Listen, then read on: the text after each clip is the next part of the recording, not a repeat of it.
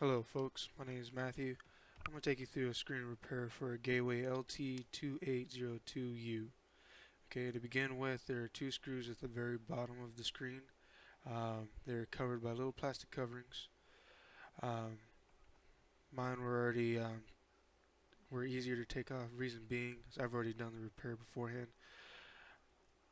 You can remove these plastic coverings by either using a razor or a pin.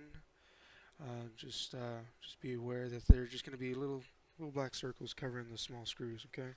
Go ahead and get the a Phillips screw. That's what they're going to be here. Go ahead and take those out.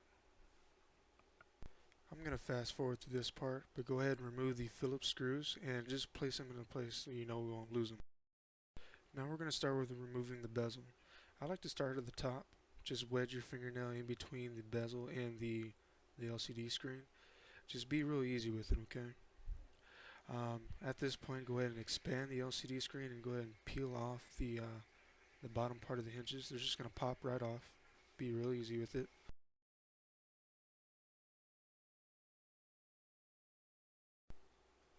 At this point, you're going to have 4 screws holding the LCD screen in the top left, right, and the bottom left and right side of the LCD screen, shown here. And you're also going to have a cable attaching the webcam there at the top. Here in a minute, you'll see a close-up view of that. It's right there, the little black strip. Okay. Go ahead and pull that out now. It makes it a little bit easier for this process. And you can go ahead and take out the 4 Phillips screws here. Now, with the screws removed, go ahead and lay down your LCD screen there. You're going to see your webcam cable there just sticking to the back of your LCD screen with some adhesive. Go ahead and just peel it off real easy.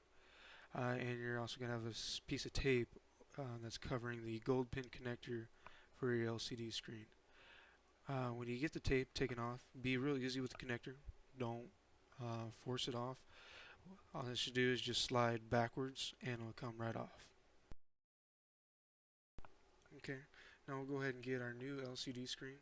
Go ahead and place it on the keyboard like so. Bring your pin connector here closer. Go ahead and place it in position. You're just going to slide it forward onto the pin connector, okay? Now, with me it was a little bit more difficult. I got bigger fingers, but just be real easy with it. You don't have to force it in. It'll just kind of pop into place. Okay, now I'm just going to have to work with it a little bit here. Now with the golden pin connector there sitting into place, it's going to, when it sits in, there's going to be no gap in there. So you shouldn't see anything between the gold pin and the connector. What I'm going to do next is I'm going to go ahead and test out the LCD screen and just kind of sit it into place, and well, need to put the battery back in first. I'm going to go ahead and power it on. I'm going to check and make sure the LCD screen is working properly before putting down all those different little screws and the bezel as well. Otherwise you're just making more work for you if it doesn't work properly. Okay, so I'm just going to wait for it to turn on here. And you should see the gateway splash screen like so. Come up. That looked pretty clear, so looks like everything else is coming in. The Windows loading files, it all looks good. So what I'm going to do, all we have to do next is go ahead and remove the plastic covering that it came shipped in, the tape, and go ahead and screw everything down, put the bezel back on. So yeah, let me go ahead and pull out the battery for safety reasons. Go ahead and turn that off. And go ahead and go through this process. I'm going to fast forward through most of this process coming up, but what I'm going to do first is go ahead and put the webcam cable back in. I found it's easier to go ahead and put the webcam cable back on first off. It's just going to slide from the back of that connector back in, like so. And from now you can go ahead and remove the plastic covering, screw everything down. I'm just going to fast forward through all this, save y'all some time. Of course, y'all are doing this in real time, so it's not that much of a difference, but okay. Yep. Go ahead and tighten down the screws. You don't have to tighten them down too hard, but everything else should kind of just fall down in place. Now with the 4 different screws put back in their proper spots, we can go ahead and put the bezel back on in its place. Go ahead and seat it into this position and go ahead and just start squeezing it into place.